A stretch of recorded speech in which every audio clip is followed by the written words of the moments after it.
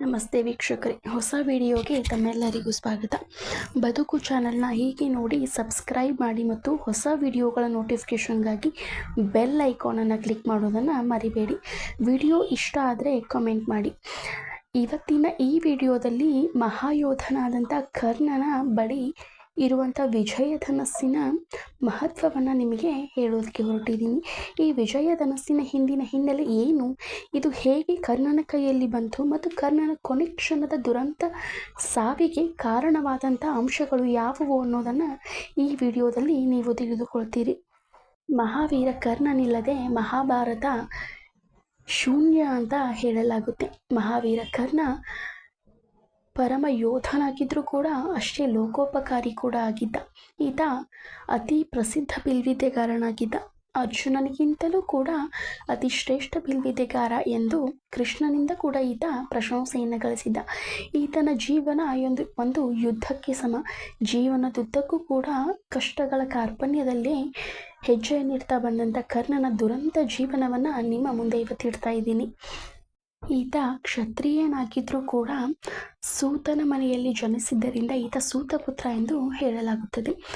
ದ್ರೋಣಾಚಾರ್ಯರ ಬಳಿ ಬಿಲ್ವಿದ್ಯೆಗಾಗಿ ಹೋದಂಥ ಕರ್ಣನಿಗೆ ಸೂತಪುತ್ರ ಅನ್ನುವಂಥ ಕಾರಣಕ್ಕಾಗಿ ವಿದ್ಯೆಯನ್ನು ನೀಡುವುದಕ್ಕೆ ನಿರಾಕರಣೆ ಮಾಡಿದ್ದರಿಂದ ಈತ ಪರಶುರಾಮರ ಶಿಷ್ಯರಾಗಿ ಬಿಲ್ವಿದ್ಯೆಯನ್ನು ಪಡೆದುಕೊಂಡ ಎಂದು ಹೇಳಲಾಗುತ್ತದೆ.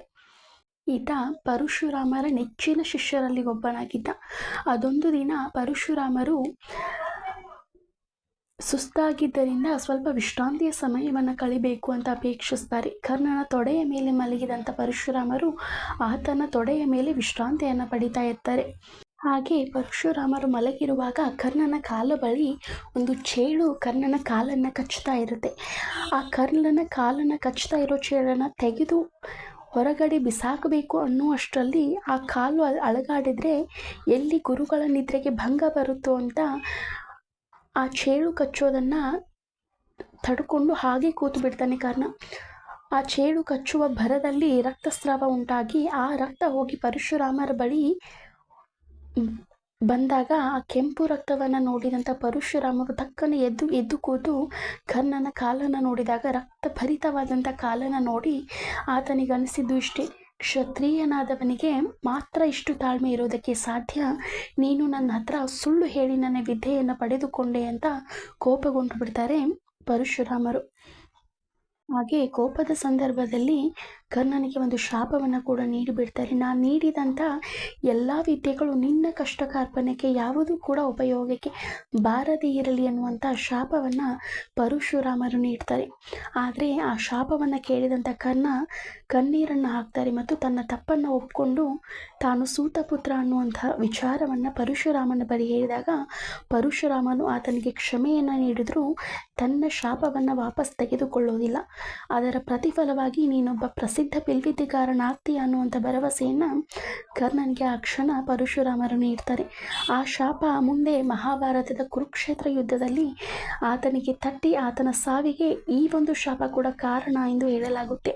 ಮತ್ತು ಆಂಧ್ರ ಪ್ರದೇಶದ ಜಾನಪದ ಕಥೆಗಳ ಪ್ರಕಾರ ಕರ್ಣನಿಗೆ ಇನ್ನೂ ಒಂದು ಶಾಪ ಇರುತ್ತೆ ಅಂತ ಹೇಳ್ತಾರೆ. ಒಂದು ದಿನ ಒಂದು ಹುಡುಗಿ ತನ್ನ ತುಪ್ಪ ತುಂಬಿದ ಜಾಡುವನ್ನು ನೆಲದ ಮೇಲೆ ಚೆಲ್ಲಿದ್ದರಿಂದ ಆಕೆ ಅಳ್ತಾ ಇರ್ತಾಳೆ. ಕರ್ಣ ರಥದಿಂದ ಇಳಿದು ಬಂದು ಆ ಮಗುವನ್ನು ಕೇಳ್ತಾನೆ, ಯಾಕೆ ಅಳ್ತಾ ಇದೆಯಾ ಅಂತ. ಆ ಮಗುವನ್ನು ಕೇಳಿದಾಗ ಆ ಮಗು, ನನ್ನ ತುಪ್ಪದ ಜಾಡು ಭೂಮಿ ಮೇಲೆ ಬಿದ್ದು ಹೋಗ್ಬಿಡ್ತು, ಮಣ್ಣಿನಿಂದ ಅದೆಲ್ಲ ಒದ್ದೆ ಆಗಿಬಿಡ್ತು ಅಂತ ಆ ಹುಡುಗಿ ಹೇಳ್ತಾಳೆ.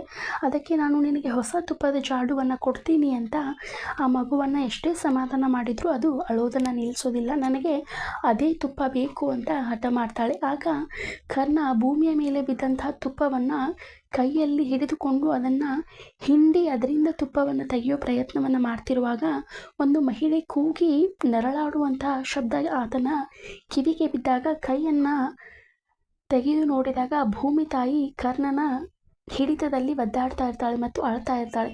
ಆಗ ಭೂಮಿ ತಾಯಿ, ನೀ ಹೇಗೆ ನನ್ನನ್ನು ಬಿಗಿಯಾಗಿ ಹಿಡಿತದಿಂದ ನೋವನ್ನು ಕೊಟ್ಟೆಯೋ ಹಾಗೆ ನಿನ್ನ ಕೊನೆ ಕ್ಷಣದಲ್ಲಿ ನಿನ್ನ ರಥದ ಚಕ್ರವನ್ನು ಕೂಡ ನಾನು ಇಷ್ಟೇ ಬಿಗಿಯಾಗಿ ಹಿಡಿದುಕೊಂಡು ನಿನ್ನ ಸಾವಿಗೆ ಅದೇ ಕಾರಣ ಆಗೋ ಹಾಗೆ ಮಾಡ್ತೀನಿ ಅನ್ನೋ ಶಾಪವನ್ನು ಭೂಮಿ ತಾಯಿ ಅವತ್ತು ಕರ್ಣನಿಗೆ ನೀಡ್ತಾಳೆ. ಹೀಗಾಗಿ ಆತನ ಕೊನೆ ಕ್ಷಣದಲ್ಲಿ ಆತನ ರಥದ ಚಕ್ರ ಭೂಮಿಯಲ್ಲಿ ಅಷ್ಟೇ ಬಿಗಿಯಾಗಿ ಹಿಡಿತದಿಂದ ಕೂಡಿರುತ್ತೆ ಮತ್ತು ಅದನ್ನು ಎತ್ತೋದಕ್ಕೆ ಸ್ವತಃ ಪರಾಕ್ರಮಿಯಾದ ಕರ್ಣನಿಂದ ಕೂಡ ಸಾಧ್ಯ ಆಗೋದಿಲ್ಲ ಅಂತ ಪ್ರಬಲವಾದ ವಿಜಯಧನಸ್ಸಿನ ಹಿನ್ನೆಲೆಯನ್ನು ನೋಡಬೇಕಾದ್ರೆ ತಾರಕಾಸುರರನ್ನು ಸಂಹರಿಸೋದಕ್ಕೋಸ್ಕರ ವಿಶ್ವಕರ್ಮ ವಿಜಯಧನಸ್ಸನ್ನು ತಯಾರಿಸಿ ಶಿವನ ಕೈಗೊಪ್ಪಿಸಿರ್ತಾನೆ ಅಂತ ಇತಿಹಾಸಗಳು ಹೇಳುತ್ತೆ. ಈ ವಿಜಯಧನಸ್ಸನ್ನು ಉಪಯೋಗಿಸಿಕೊಂಡು ತಾರಕಾಸುರರ ತ್ರಿಪುರ ನಗರವನ್ನು ಶಿವನು ಧ್ವಂಸ ಮಾಡ್ತಾನೆ. ನಂತರ ಆ ಯುದ್ಧದ ನಂತರ ಆ ಧನಸ್ಸನ್ನು ಇಂದ್ರನ ಬಳಿ ಕಾವಲಾಗಿ ಜೋಪಾನವಾಗಿ ಇಡೋದಕ್ಕೆ ಶಿವ ನೀಡ್ತಾನೆ. ನಂತರದ ದಿನಮಾನದಲ್ಲಿ ಅತಿಯಾದ ಆಳುವ ಹವ್ಯಾಸವನ್ನು ಹೊಂದಿರುವಂಥ ಕ್ಷತ್ರಿಯರ ನಾಶಕ್ಕೋಸ್ಕರ ಪರಶುರಾಮನಿಗೆ ಶಿವ ಮತ್ತು ಇಂದ್ರರು ವಿಜಯಧನಸ್ಸನ್ನು ನೀಡ್ತಾರೆ ಅಂತೂ ಇತಿಹಾಸಗಳು ಹೇಳುತ್ತೆ. ಈ ವಿಜಯಧನಸ್ಸನ್ನು ಪರಶುರಾಮ ಶಿವ ಮತ್ತು ಇಂದ್ರರಿಂದ ಪಡೆದು ಕ್ಷತ್ರಿಯರನ್ನು ನಾಶ ಮಾಡಿರ್ತಾನೆ. ಅದೇ ವಿಜಯಧನಸ್ಸನ್ನು ತನ್ನ ಪ್ರೀತಿಯ ಶಿಷ್ಯನಿಗೆ ಅಜೇಯನಾಗಿರುವಂತೆ ಆ ಶಿವಧನಸ್ಸನ್ನು ಧನಸ್ಸನ್ನು ಕರ್ಣನಿಗೆ ಕೊಡ್ತಾನೆ. ಕರ್ಣ ಆ ಧನಸ್ಸನ್ನು ಎಷ್ಟು ದಿನ ಹಿಡಿದಿರ್ತಾನೋ ಅಲ್ಲಿಯವರೆಗೂ ಆತನಿಗೆ ವಿಜಯ ಅನ್ನೋದು ಪ್ರಾಪ್ತವಾಗ್ತಾ ಇರುತ್ತೆ ಅನ್ನೋದು ಸ್ವತಃ ಶ್ರೀಕೃಷ್ಣನಿಗೆ ಕೂಡ ಗೊತ್ತಿರುತ್ತೆ. ಮಹಾಭಾರತದ 17ನೇ ದಿನ ಕುರುಕ್ಷೇತ್ರ ಯುದ್ಧದ 17ನೇ ದಿನ ಕರ್ಣ ಈ ಬ್ರಹ್ಮಾಸ್ತ್ರವನ್ನು ಪ್ರಯೋಗ ಮಾಡ್ತಾನೆ ಎಂದು ಹೇಳಲಾಗುತ್ತದೆ. ಈ ವಿಜಯಧನಸ್ಸು ಕರ್ಣನ ಕೈಯಲ್ಲಿ ಇರೋವರೆಗೂ ಕರ್ಣನನ್ನು ಸೋಲಿಸೋದಕ್ಕೆ ಸಾಧ್ಯವಾಗೋದಿಲ್ಲ ಅಂತ ಅರಿತಂಥ ಕೃಷ್ಣ ಭೂಮಿಯಲ್ಲಿ ಹುದುಕಿರುವಂಥ ರಥವನ್ನು ಮೇಲೆ ಇಳಿಸೋ ಪ್ರಕ್ರಿಯೆಯಲ್ಲಿ ತೊಡಗಿದ್ದಾಗ ಶ್ರೀ ವಿಜಯಧನಸ್ಸನ್ನು ರಥದಲ್ಲೇ ಇಟ್ಟು ಆ ರಥದ ಗಾಲಿಗಳನ್ನು ಮಣ್ಣಿನಿಂದ ಎಬ್ಬಿಸೋ ಕೆಲಸದಲ್ಲಿ ಕರ್ಣ ತೊಡಗಿರ್ತಾನೆ. ಆ ಕ್ಷಣವನ್ನು ಕೃಷ್ಣ ಬಳಸಿಕೊಂಡು ಅರ್ಜುನನ ಗಾಂಧೀವವನ್ನು ಕರ್ಣನ ಮೇಲೆ ಪ್ರಯೋಗಿಸಿ ಕರ್ಣನನ್ನು ಕೊಲ್ಲಲಾಯಿತು ಅಂತ ಹೇಳಲಾಗುತ್ತದೆ. ಈತ ಮಹಾಭಾರತದ ಒಬ್ಬ ದುರದೃಷ್ಟ ನಾಯಕ ಅಂತ ಹೇಳೋದ್ರಲ್ಲಿ ತಪ್ಪಿಲ್ಲ. ಕರ್ಣ ತನ್ನ ಹುಟ್ಟಿನಿಂದಲೂ ಕೂಡ ಅನೇಕ ಸಮಸ್ಯೆಗಳನ್ನು ಎದುರಿಸಿರ್ತಾನೆ ಮತ್ತು ಸಾಯೋವರೆಗೂ ಕೂಡ ಅಷ್ಟೇ ಕಷ್ಟದಲ್ಲಿ ಬೆಳಿತಾನೆ ಮತ್ತು ಬದುಕ್ತಾನೆ ಎಂದು ಹೇಳಲಾಗುತ್ತದೆ. ಕರ್ಣನಿಲ್ಲದ ಮಹಾಭಾರತವೇ ಇಲ್ಲ ಅನ್ನೋ ಮಾತು ಶುದ್ಧ ಸತ್ಯವಾದ ಮಾತು. ಈತ ತನ್ನ ಕರ್ಣಕವಚ ಕುಂಡಲಗಳನ್ನು ಕೂಡ ಇಂದ್ರನಿಗೆ ದಾನ ಮಾಡ್ತಾನೆ. ಹೀಗಾಗಿ ಮಹಾಭಾರತದ ಅಗ್ರಮಾನ್ಯ ವ್ಯಕ್ತಿತ್ವದಲ್ಲಿ ಈತನದು ಪ್ರಮುಖ ಎಂದು ಹೇಳಲಾಗುತ್ತೆ.